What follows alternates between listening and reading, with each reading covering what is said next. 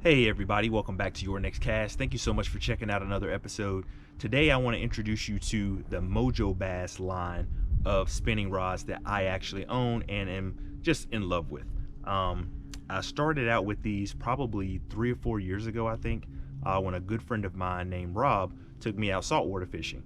And he had a lot of St. Croix rods. He really enjoyed them, really liked them, and so I went to go check them out, and I found them to be just as good. The ones that I have that you're going to see are about $139.99. These are probably the most expensive spinning rods that I actually own.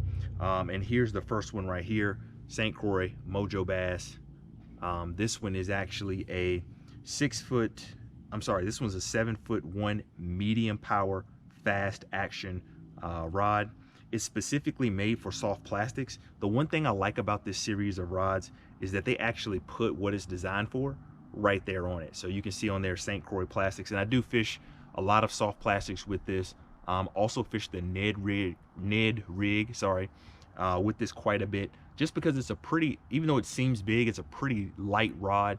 Again, it's a fast tip on there, and I love it because this rod has great backbone. I mean, when I'm fighting a fish like all this right here, I mean, it only gives to about right there, as you can see, and so that tip allows you to get a little bit of leverage to fight the fish. And then because of that 7'1" length, I usually don't have a problem pulling in fish, whether they're 3 pounds, 4 pounds, and even some 5 pounds. So this rod has been really, really good.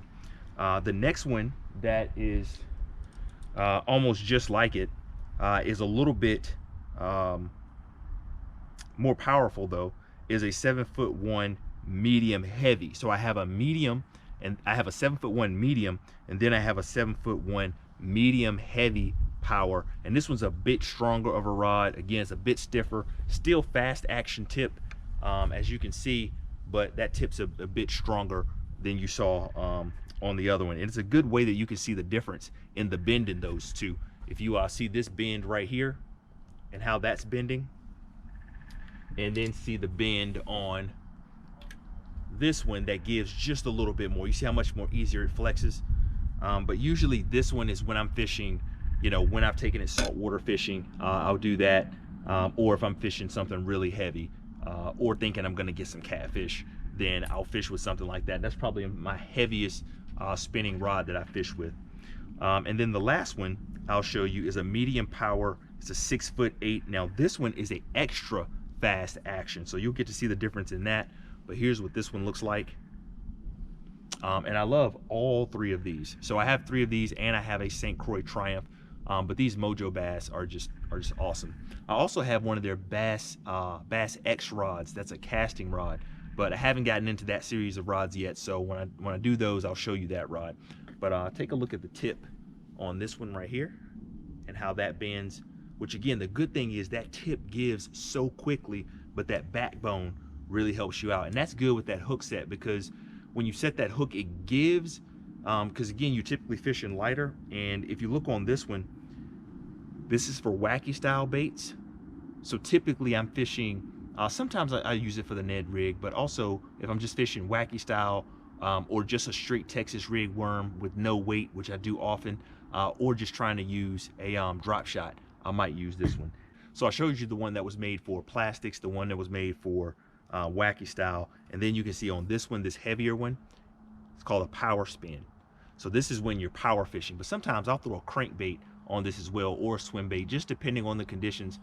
Sometimes if I'm on a boat with maybe multiple people or something like that, I throw it because it allows me to get quick, good distance in this motion, and I don't feel like I gotta crank back and launch it like I would have to do with a casting rod and reel setup. So sometimes I'll use this for that as well, or vertical jigging. I mean, all of them are good for vertical jigging, just depending on how deep I'm gonna be.